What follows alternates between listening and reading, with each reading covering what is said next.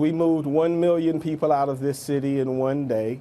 We had 0 fatalities. We kept all of our hospitals open and clear.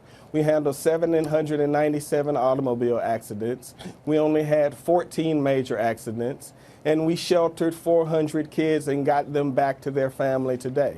And none of that was reported. And Hartsfield-Jackson Airport is continuing to operate. It's fair to talk about what's on the interstate. And when I leave here, I'm going to help feed folks who are stuck on those cars on the interstate. But I think it would be fair of CNN to point out that I do not have jurisdiction over the highways in the city of Atlanta and never have. I'm happy to point that out, but obviously the problem seemed to, at least again, I said, we're talking to people at bus depots, et cetera, schools in Atlanta, the children had to spend the night. I mean, this was something that extended both within the city limits and outside them. And you tweeted, sir, yesterday morning, quote, "Atlanta, we are ready for the snow. For useful numbers and information, make sure you read our press release." That's right. Do you in retrospect feel that tweet was a little off? And 24 hours later, if you put up the images of the city right now, the city, after a severe storm weather event, is functioning and 80% of our streets are clear and 0 fatalities occurred. And we handled 797 incidents and got all of the children in the APS school home. So the answer is we can always get better. I certainly want the people who are stranded on the highways and interstates to get home to their families. And that's why I have on my coat, because that's where I've been. I'm going back there when I'm done. But I've sat and watched all day long. You all show image after images of interstates that aren't in the city limits and that aren't the responsibility of the city. And the only name that you all have used all day long is the city of Atlanta, when you could have easily put up your cameras and shown the images of our city, which are with the streets being improved and the city moving. And let me ask you just a question then before we go on that front, because obviously a lot of people who live in your city and use your city use those interstates. So to them, all those things are tied together, right? You don't know when you cross the city line. So is it the governor's fault that the interstates have created this horrible image and horrible experience? No, Aaron, I think rather than play the blame game, we have shared responsibility. But I want to state clearly, I don't have jurisdiction to clear interstate highways in the city of Atlanta. I'm responsible for the streets that are in the city of Atlanta. You got challenges that you're going to run across. Welcome to another episode of Elite Psyche. Do you all look at the analytics of this and say, do y'all sit back and say, okay, what can we do, or why is this happening? What do you see, like, okay, right here, this is where it started. What did we do then? Or why is it, do you look at that and try to figure out how you can increase it? So I'm the analytics person between the two of us. And to be clear, David and I run individually our own 7-figure plus businesses. And then we have the Social Proof Podcast, which is its own 7-figure business as well. So yes, when it comes to the podcast, we have a team of people now and professionals who can help study that data because they understand it from a podcast perspective. Even though we have a top-rated podcast and we've been here now for 4 years, we're still learning the business of podcasting. We only know what we know so far. But also individually in my business, yes, if you could see my computer tabs open right now, people are like, oh my God, you got all these tabs open. Yes, because I study data all day long. I study data more than I teach. I study data more than I create because the data is always going to reveal the truth to you about how good you are, how structured you are, how stable you are, how viable your business is. So I am always completely into that. Okay. Since 2010 and now, think of a situation that you could take that situation and literally write a book from that one situation, or even make a movie out of it from that one situation. Now, I'm talking about everything, not just business, but things that happen to you. Now, I got something out that I believe you could write a book on, but I want to hear what you have to say. Everything. First of all, I did write a book. Okay, well, no, I'm just talking about on this. I got you on that. Like, I did write a book. The book that I felt drawn to write in 2017 was about the mindset shifts that allowed me to experience my lifestyle shift. And I thought that was very, very important because, Tony, the things that I experienced, the type of loss and disappointment and shame that I experienced during that time, people kill themselves over. Right. And they kill themselves over far less. Right. And so my mental toughness is my mental toughness, and what created it, what sharpened it, what kept it going is just one of the things that I could write a book about. I could write a book about my experiences navigating the dating world, through that time frame, how it transitioned over time and what the priorities were over time. I could write a book about mothering through the ups and downs, being a parent during that time. I could write a book about being a single parent. I could write a book about honoring your parents. There are so many different things that I could write a book about. And I should be writing these things down and writing my next book. I'm going to tell you this one. The snowstorm when you was out on 285. I could write a book about that thing on snow. I remember seeing you posted on Facebook. Some you had put out there. I was like, how long were you out there? Over 24 hours. The gridlock is breaking tonight after something that is not supposed to happen did. In an area called the Sun Belt in a city known as Hotlanta, ice caused a meltdown. The winter storm that brought snow and ice to the south yesterday stranded thousands, bumper to bumper, hour after hour, on roads so slippery cars and trucks could not get traction. Some people spent the night in supermarkets, and kids slept overnight on the floors of their schools. You and who else? Who all was in the car? I was by myself. Oh, wow. Oh, wow. I was by myself in the car, freezing. Yeah. Where did you get on at? What part of 285? Here, I was working at the time in the city in Midtown, and we kept telling our boss, that like, look, this looks like it's about to be really bad. Right, and they didn't let us go until about 2-3 o'clock that day. By that time, it's a disaster.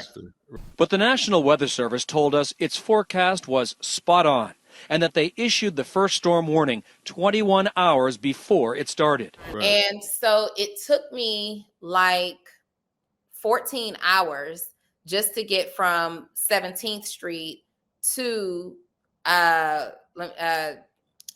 remember getting off at Langford. I had to get off at Langford. It took about 14 hours. Trucks were backsliding. Wait. From 17th Street to Langford? Mm-hmm.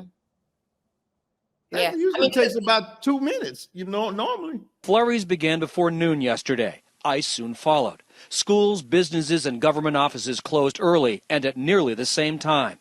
In less than an hour, traffic went from 20 miles an hour to a standstill. Salt and sand trucks could not get through to treat the roads. The interstate was completely shut down. And at that time, it was so icy, like they were trying to get the big pickup, the 18-wheelers and stuff off the road because they were sliding backwards and, all that stuff. So it took about 14 hours. Oh, my God. State Road 400 north of Atlanta looked and sounded like this last night. By dawn, nothing had changed. Traffic was frozen on all 3 of Atlanta's major highways. Luckily, I had a full tank of gas. At that time, I was driving a Honda Civic. So I had a Honda Civic, and the gas was everything it needed to be at that time. That gas tank lasts a long time. Right. And so I finally make it to Langford, and it's now starting to get dark. And people are now like, when I get to Langford Parkway, people are now, it's not dark yet, but it's like an overcast, and people are coming out, they're peeing and pooping and stuff on the side of the roads. And, at first, like I was holding it for dear life. I had 2 cups in my car. I peed in the cup in the car twice. And wow. then I was throwing it out the window to pee again. And that's how I was using the bathroom. But it just became normal to see people like opening their car door, crouching down, trying to hide themselves. And this was when I was so grateful that my car made me look like a hoarder because I had everything in that dang on car. Yeah, food I in had there. a flashlight, I had snacks, I had water in my trunk, I had a blanket, I had a coat, I had sneakers because I was coming from work. So I had a pair of sneakers. They weren't good sneakers for this weather, but it was better than the high heels I had on at work. And I had all that stuff in my car. And so I was like giving the people around me food because we starving at this point. Good to go? Oh, God bless you. absolutely. You too. We found Jessica and Chris Hartzog handing out food and water on the interstate. Oh, Jess, are you okay? Are you okay? I eventually make it to Camp Creek, and now it's pitch black. And at that time, like on the radio, I was talking to my mom and my daughter. They were at the house together. Luckily, my daughter's father was able to get her from school right before all the shutdown because there were literally kids on school buses, stuck around me. In Fulton County, 99 school buses filled with kids were still on the road at midnight. At least 2,000 other students spent the night at school. Mark Nilsson walked 6 miles to pick up Elizabeth at kindergarten. And so you took 20 to 285? No, I took Langford. Oh, Langford Parkway. Okay, that's what you was talking about. Yeah, okay. Yeah. Langford cuts cross. Okay. Mm-hmm. All right. And so now I am at this point, I'm like, when I get onto 285, I'm at like Cascade and it's dark. And my mom and my daughter wanted to be with my mom because she wanted to just, as soon as I got home, she wanted to be with me. So her dad dropped her off at my mom's and she's crying and hysterical. I got my phone charger, so she's FaceTiming on and off and we can get a connection. But I wasn't sure at this point because now I'm down to like a quarter tank of gas. And I'm like, okay, I'm not going to be able to FaceTime. We need to reserve, blah, blah, blah. So we end up going to sleep. I was trying not to go to sleep, but you had to go to sleep. Mm-hmm. So I end up going to sleep and I wake up to all of this screaming around me. And I'm startled because people had been robbing each other on the expressway. Oh, wow. Seriously? Yeah, like people were coming, and not even the people who were stuck. Oh no, they was coming from the hood. Yeah. And coming onto the expressway on foot and robbing people at gunpoint. So I wake up to this screaming and I'm like, oh my God. So I, get on the phone with my mom, like, I don't know what's going on. I can't see anything, and blah, blah, blah, blah. And I'm like crouched down in my car. And then suddenly I see people running past with like blankets and flashlights. And so I'm like, I don't think somebody's being robbed. So I get out and the lady who was like 4 cars behind me was in labor having a baby. Wow. Chris was stranded himself last night for 9 hours. There were just some folks stranded, especially some pregnant folks, folks with small children, and we were just trying to bring them some food, water. Many abandoned their cars to take shelter in stores or restaurants, including this Hardee's, where 60 people spent the night. And it was that moment that said, okay, we got to do something. Like, her baby will never survive in this weather. So we got to do something. And there were people there. Luckily, there was a nurse there who was able to help deliver. And so that part went very smoothly, but people went really into rescue mode. We were no longer waiting, because they were sending out all this help. We were no longer waiting for the help to come. Now we're like, we're in survival mode. Like, it literally felt like what's one of those shows, like The Walking Dead, when you're trying to get to your next place, right?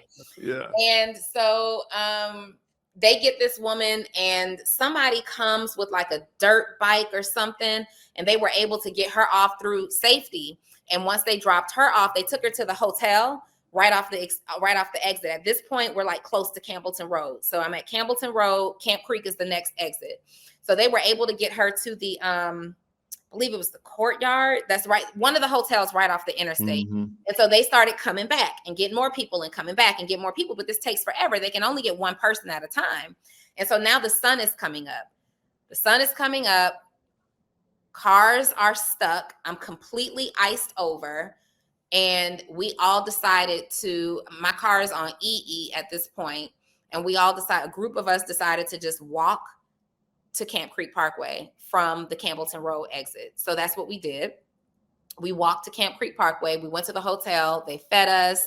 They gave us things to drink, hot drinks. dry towels and things like that. My feet, they're soaking wet because I had sneakers, but they were fabric. They weren't for icy weather. And so that happened, and we stayed there for hours. And then we got word that we could go back and get our cars. Some cars had been moving and stuff on the expressway because everybody's goal was to make sure they had enough gas. So when this cleared up, we could start our cars. Well, my car ended up being stuck in a ditch in a pit of ice. And I'll never forget, one of my Facebook friends, as he's going past, recognized me, and he got out that car and single-handedly pushed my car so that I could drive it out. Scott, I'm standing along I-285 south of Atlanta. This traffic has just started inching forward, but mostly it has been at a standstill. And remember, some of these drivers are still trying to finish last night's commute. You know, I'm telling you that, so you can write a book on the mindset things that you learned from the snowstorm. You know, that 24-hour thing, you know, what happened to me in 24 hours. This is what I learned from that. That'll be powerful. Hey, Doc, let's play one more video and we'll talk about that. And then, you know, we'll get ready to close it out. Yeah, I got to eat me some lunch. I'm starving. I got you now, though. I got you. He don't got money like you at ESTG. Why don't he? That's what I'm saying. I don't know. That's why I had to. Just because he ain't had no money, you left him? Had to. That ain't right. I don't like that.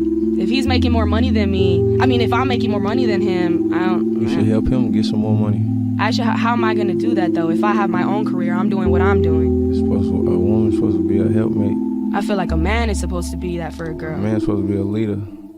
You're right. You're supposed to help him be a better leader. So I was in the wrong. Now I'm the bad guy. I'm always the bad guy. Oh, you looking for a daddy? I ain't looking for a daddy. I got my own money. I got my own money. I could do what I do. And that's what I'm saying. Like, I don't need a guy for money. You want one? I want a man to be stable. If I was to leave him, I want him to be... So he wasn't stable? He was okay, but I was making more than him. So he was stable, though?